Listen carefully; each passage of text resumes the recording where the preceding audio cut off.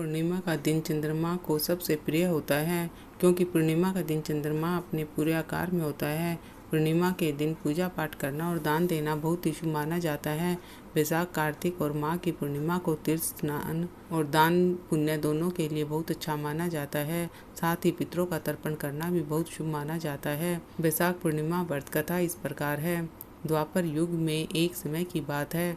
माँ यशोदा ने भगवान कृष्ण जी से पूछा कि हे कृष्ण, तुम सारे संसार के उत्पन्न करता पोषक हो। आज तुम मुझे ऐसे व्रत कहो जिससे स्त्रियों को मृत्युलोक में विधवा होने का भय नहीं रहे, तथा यह व्रत सभी मनुष्यों की मनोकामना पूर्ण करने वाला हो।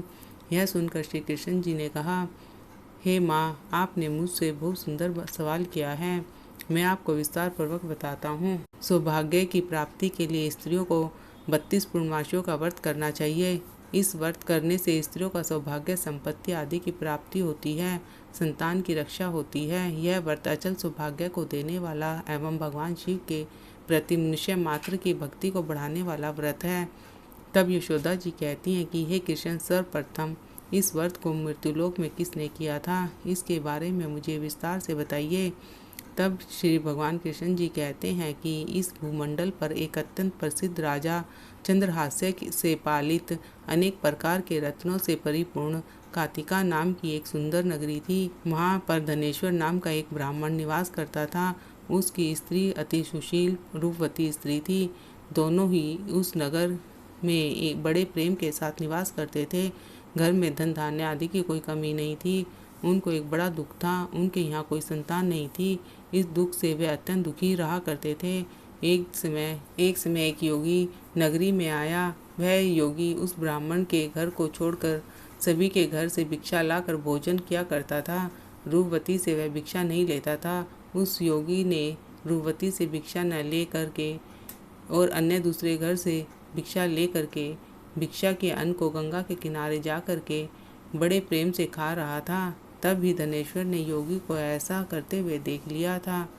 अपनी भिक्षा के अनादर से दुखी होकर धनेश्वर योगी से कहता है कि हे महात्मन, आप सभी घरों से भिक्षा लेते हैं, लेकिन मेरे घर की भिक्षा कभी नहीं लेते, इसका कारण क्या है? तब योगी ने कहा कि मैं निसंतान के घर की भीख पतितों के अन्न के समान हो जाती है, और जो पतितों का अन्न खाता है वह भी पतित यानी पापी हो जाता है। क्योंकि तुम निसंतान हो, तुम्हारे यहाँ कोई संतान नहीं है, अतः पतित हो जाने के भय से तुम्हारे घर की भिक्षा नहीं लेता हूँ। धनेश्वर यह बात सुनकर अपने मन में बड़ा दुखी हुआ और हाथ जोड़कर के योगी के पैरों में गिर पड़ा तथा आतुर भाव से कहने लगा कि हे महाराज, ऐसा है, आप मुझे कोई पुत्र प्राप्ति का उपाय बताइए। आप सब कुछ जानने वाले हैं, आप मुझ पर अवश्य कृपा करें। धन की मेरे यहाँ कोई कमी नहीं है, लेकिन पुत्र यानी संतान न होने के कारण बहुत दुखी हो गया हूँ। मेरे इस दुख का हरण कर लीजिए, आप सामर्थ्यवान हैं। तब योगी जी यह सुनकर कहने लगे कि हे ब्राह्मण, तुम चंडी देवी की आराधना करो। तब ब्राह्मण घर जाकर अपनी पत्नी को पूरी वृत्तांत कहकर स्वयं वन को चला गया। वहाँ पर उसने चंडी की उपासना की और उपवास भी किया। चंडी ने 16वें दिन उसको स्वप्न में दर्शन दिया और कहा कि हे धनेश्वर, जा, तेरे यहाँ पुत्र होगा, लेकिन उसकी 16 वर्ष की आयु में मृत्यु हो जाएगी। यदि तुम दोनों स्त्री पुरुष 32 पूर्णमासियों का व्रत श्रद्धापूर्वक और विधि पूर्वक करोगे तो यह दीर्घायु हो जाएगा।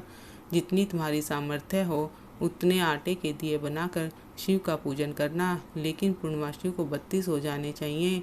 और प्रातःकाल इस स्थान के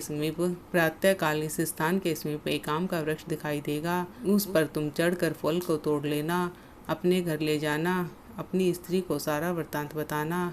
ऋतु स्नान करने के बाद वह स्वच्छ हो करके और शंकर जी का ध्यान करके फल को खा लेगी। तब भगवान शंकर की कृपा से गर्भ ठहर जाएगा। जब ब्राह्मण प्रातःकाल उठा तो उसने उस स्थान के पास एक आम का वृक्ष देखा, जिस पर बहुत सुंदर आम का फल लगा हुआ था। उस ब्राह्मण ने आम के पेड़ पर चढ़कर फल तोड़ने का प्रयत्न किया, परंतु असफल रहा। तब उसने भगवान गणेश जी की वंदना करने लगा। इस प्रकार भगवान गणेश की वंदना करने से उनकी कृपा से धनेश्वर ने आम का फल तोड़ लिया और अपनी स्त्री को दे दिया। धनेश्वर की स्त्री कहे अनुसार फल को खा लिया। वह गर्भवती हो गई। देवी जी की असीम कृपा से एक पुत्र की प्राप्ति हुई। उन्होंने उसका नाम देवीदास रखा। बालक अपने पति के घर में बड़ा होने लगा। भवानी कृपा से वह बालक पढ़ने में बहुत होशियार था। दुर्गा जी के अनुसार उसकी माता ने 32 पूर्णमासियों के व्रत रखना शुरू कर दिया, जिससे बालक दीर्घायु वाला हो जाए। 16वां साल लगते ही देवीदास के पिता को बहुत चिंता हो गई थी, कहीं उनके पुत्र की मृत्यु ना हो जाए। इसलिए उन्होंने अपने मन में विचार किया कि यह दुर्घटना उनके सामने हो गई तो वे कैसे सहन कर पाएंगे। तो उन्होंने देवीदास के मामा को बुलाया और उन्होंने कहा कि देवीदास 1 वर्ष के लिए काशी में जाकर विद्या का अध्ययन करें और उसको अकेला भी नहीं छोड़ना चाहिए। इसलिए साथ में तुम चले जाओ और 1 वर्ष के बाद इसको वापस लौटा के ले आना। तब सारा प्रबंध करके उनके माता पिता ने देवीदास को एक घोड़े पर बैठाकर उसके मामा को उसके साथ ही भेज दिया। किंतु ये बात उसके मामा या और किसी को पता नहीं थी। धनेश्वर ने अपनी पत्नी के साथ माता भगवती के सामने मंगल कामना एवं दीर्घायु के लिए भगवती की आराधना पूर्णमासियों का व्रत करना आरंभ कर दिया। इस प्रकार उन्होंने 32 पूर्णमासियों का व्रत पूरा किया। एक दिन मामा और भांजा रात्रि बिताने के लिए गांव में ठहरे हुए थे। वहां पर एक ब्राह्मण की सुंदर लड़की का विवाह होने वाला था। जहां बारात रुकी हुई थी वहां पर ही देवीदास और उनके मामा ठहरे हुए थे। इसके बाद लड़की ने देवीदास से विवाह को अपना पति मान लेती है और उससे ही विवाह करने के लिए कहती है। लेकिन देवीदास ने अपनी आयु के बारे में बताता है। लेकिन इस लड़की ने कहा कि जो गति आपकी होगी वही मेरी होगी। हे स्वामी, आप उठिए और भोजन कर लीजिए। इसके बाद देवीदास और उसकी पत्नी दोनों ने भोजन किया। सुबह देवीदास ने अपनी पत्नी को 3 नगों से जड़ी एक अंगूठी और रुमाल दिया। मेरा मरण और जीवन देखने के लिए एक पुष्प वाटिका बना लो। जब मेरा प्राण अंत होगा तो ये फूल सूख जाएंगे, ये हरे भरे हो जाएंगे। ये फिर से हरे भरे हो जाए तो जान लेना कि मैं जीवित हूँ। भगवान कृष्ण कहते हैं कि हे माता, देवीदास विद्या अध्ययन के लिए काशी चला गया। कुछ समय बीत जाने के बाद सर्प देवीदास के पास आता है और देवीदास को डसने का प्रयत्न करता है, लेकिन व्रतराज के प्रभाव से देवीदास को काट नहीं पाता, क्योंकि उसकी माता ने पहले ही 32 पूर्णमासियों का व्रत पूरा कर चुकी थी। इसके बाद काल स्वयं वहां आया और उसके शरीर से उसके प्राणों को निकालने का प्रयत्न करने लगा, जिससे वह मूर्छित हो पृथ्वी पर गिर पड़ा।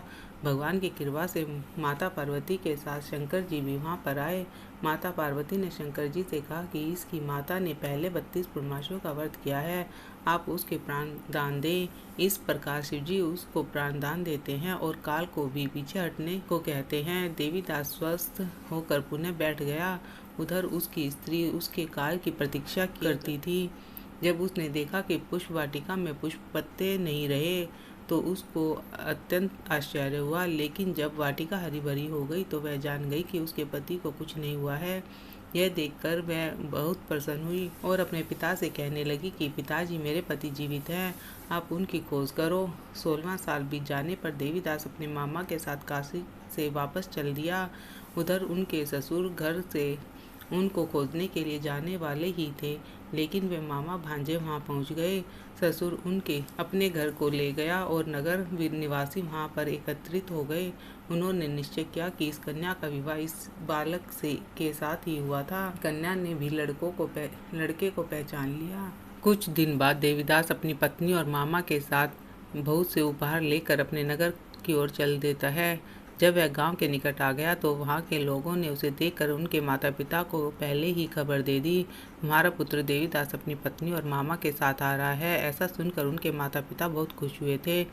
पुत्र और पुत्रवधू की आने की खुशी में धनेश्वर ने बहुत बड़ा उत्सव मनाया। तब भगवान श्री कृष्ण जी कहते हैं कि धनेश्वर 32 पूर्णमासी के प्रभाव से पुत्रवान हुआ। जो व्यक्ति या स्त्री इस व्रत को करते हैं जन्म जन्मांतर के पापों से छुटकारा प्राप्त कर लेते हैं।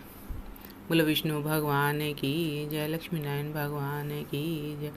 श्रीमन नारायण नारायण नारायण, भजमन नारायण नारायण नारायण। बोलो लक्ष्मी नारायण भगवान की जय।